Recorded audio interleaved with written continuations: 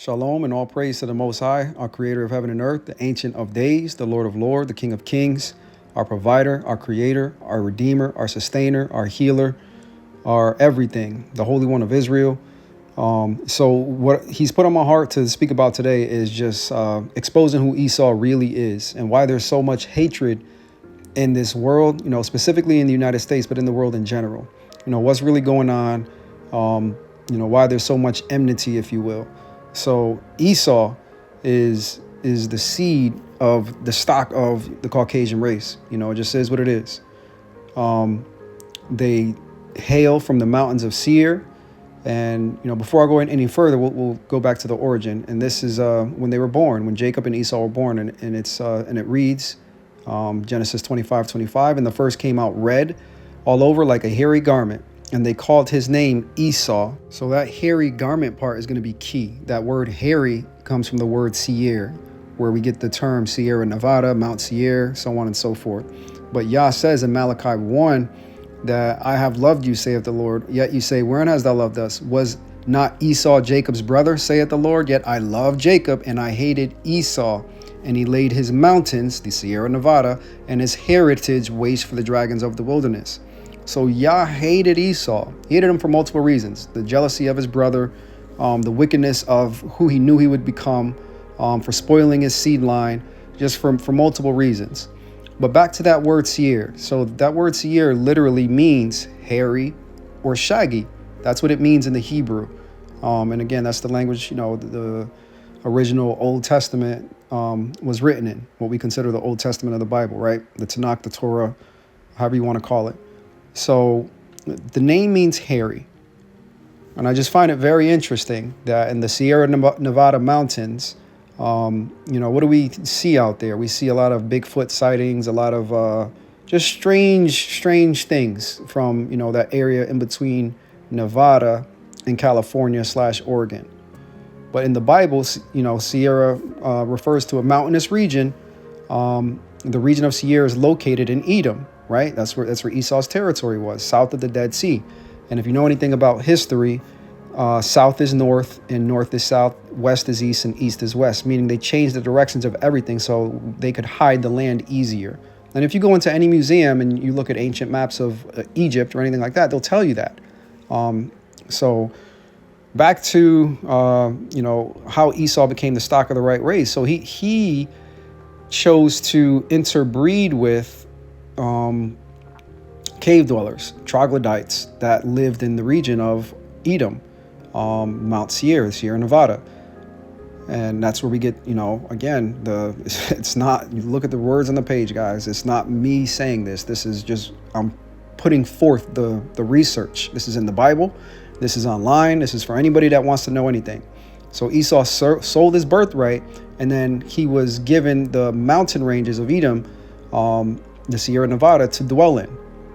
It just is what it is.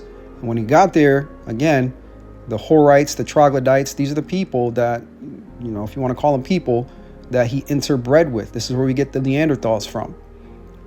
So again, it says during the biblical period, the time of Abraham inhabited the Dead Sea region of the eastern Mediterranean. But again, remember, east is west and west is east.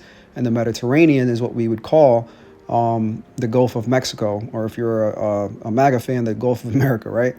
So again, this is just the definition of Horite that is on the screen, right? It's a cave dweller. This is, again, not myself speaking. This is the words on the page, right? Just putting it forth for you guys to see.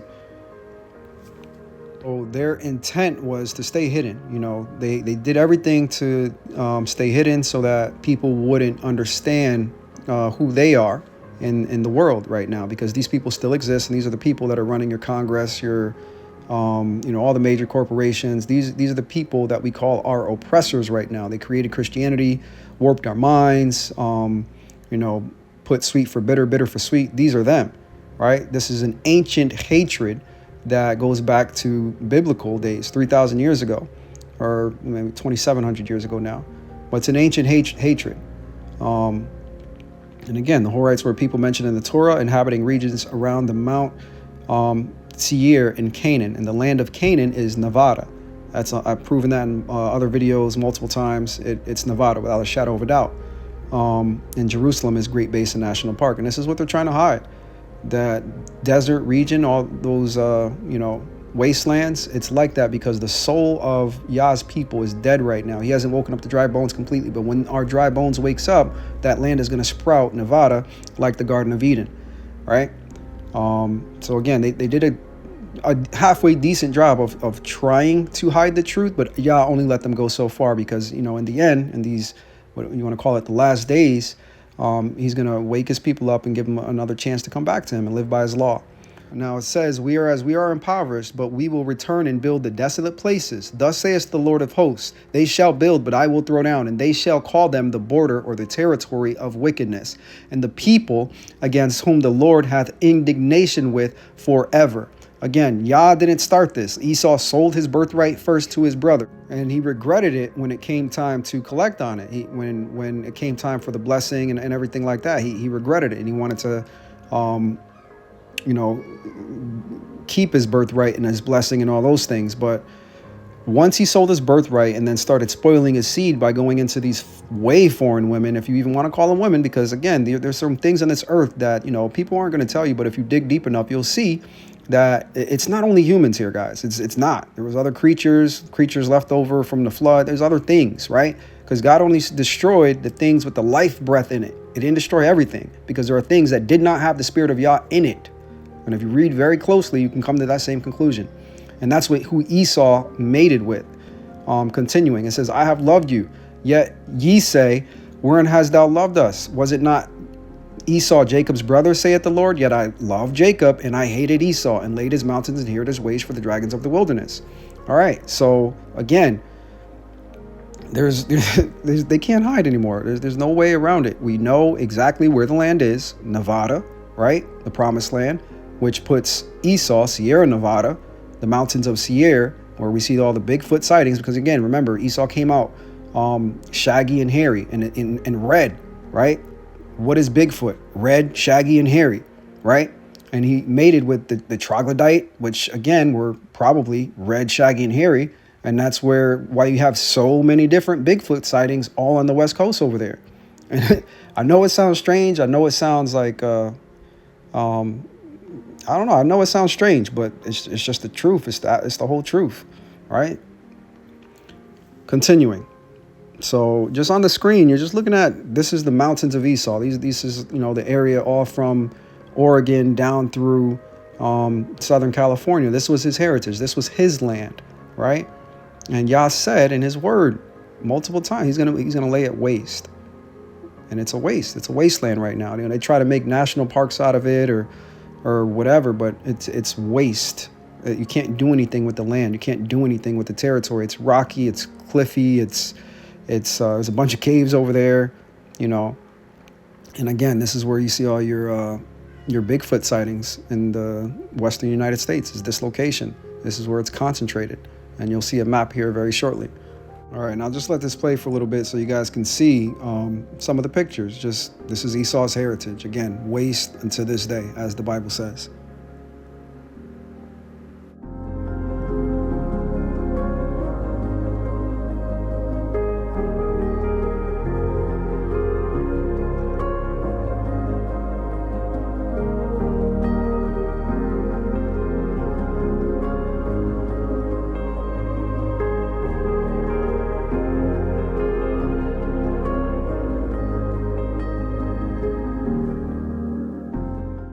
I find it funny that they're just trying to do everything in their power to not be seen. They're creating wars, fake wars, oppressing Yah's people continually to this day, trying to get in some last licks before, their time is completely up by, shooting us in the back or threatening us or whatever they can do, right? Taking away any type of governmental assistance that, Yah's people rely on, because this is a situation that they put us in and put our ancestors in. But knowledge has increased and they can't hide anymore. And then this verse, it just reads, thy terribleness have deceived thee, talking about Esau, and the pride of thine heart, O that dwellest in the clefts of the rock, right? The mountains, that holdest the height of the hill, that Though thou should makest thy nest as high as the eagle, I will bring thee down from thence, saith the Lord. Nest as high as an eagle? What's the U.S. represented by? The eagle, right? Esau equals Edom equals Rome equals U.S., the U.S. rulers. Now does it make sense why African Americans, the seed of Jacob, are hated so much and treated like such by the government, right? It's literally systematic oppression because they sold their birthright and lost their blessing. It just is what it is. This is an ancient hatred, guys. Biblical, all found in Genesis, all throughout the Bible, really, but we're just living in the last days, and they've taken our focus and put it on Jesus so we wouldn't be able to put two and two together. But when you read the Old Testament, you go through line by line, verse by verse, and you start to see things and look at the world around you, and you wash your mind out from all this deception and poison. It's not hard. It's not hard at all to see what is actually going on, right? Esau spoiled his seed, right?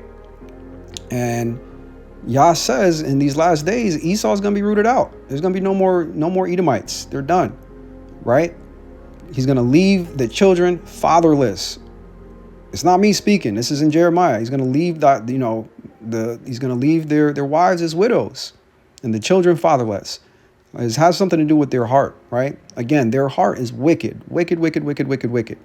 So Yah's going to do something with that, which is scriptural. Heart attacks, I don't know. I have no clue. But it's coming. It's coming, and we're right at the doorstep of all this happening. This is why so much commotion is going on in the world right now.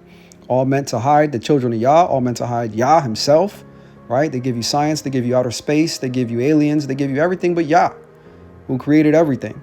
And once you understand what's really going on and where the locations really are and who the people really are, every single person that was mentioned in the Bible, if Yah didn't say himself that he destroyed them, they are still here. The Amalekites, still here, posing as somebody else. The Hivites, the Hittites, still here, posing as somebody else. All right?